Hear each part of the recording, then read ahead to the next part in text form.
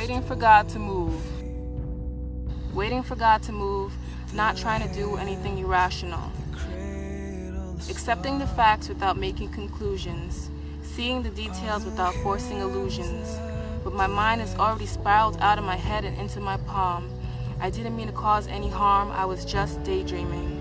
I was already there in my mind. I already said I do and you were mine. I already stirred up love before its time, contradicting everything I knew was biblical. And it's typical, because I know Christian women play the same dangerous thought pattern, like wandering Eve so far from Adam and yet so close to temptation. We know that you'll be ours soon enough, so there's no need to be patient.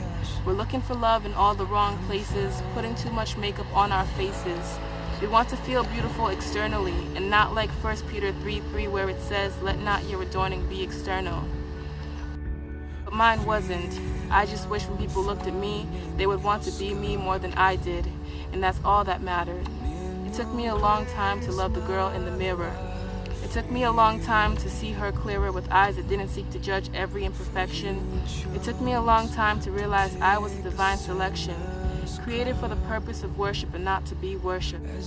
It took me a long time to realize my God's time is more important than how much time I spent on my hair or deciding what to wear. And before I knew I was beautiful, He was there.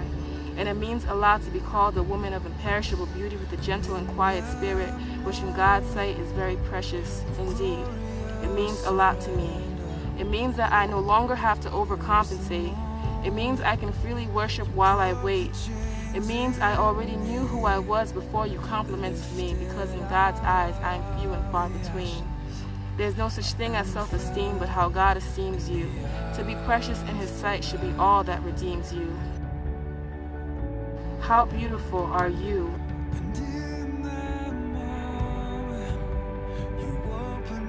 As beautiful as my Father in heaven says I am, and no one can love me like He can. And I don't care about how I come across, because appearance didn't adhere Him to the cross. How beautiful are you? And does it matter that He says you are more precious to Him than the stars? Why should today's beauty standards cause you distress, when in God's eyes you're a princess? Trying so hard as to hurt after a while, and it's hard to be in on every trend and style. Believe me, the best form of beauty is unconventional, and the most attractive features of a godly woman is unintentional. How beautiful are you?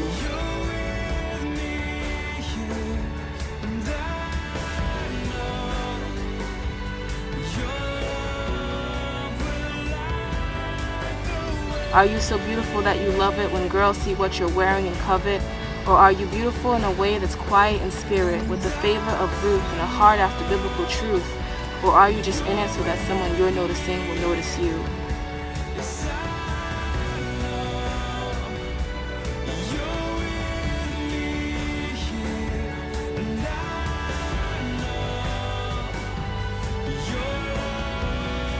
So I'm waiting for God to move.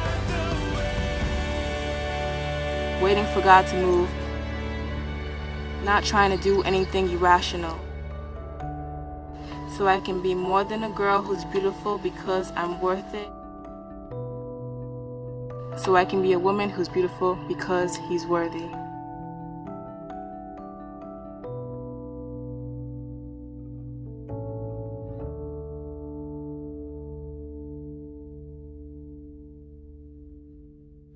All I have, count it all as loss, but to know You, to carry the cross, knowing I'm found in the light.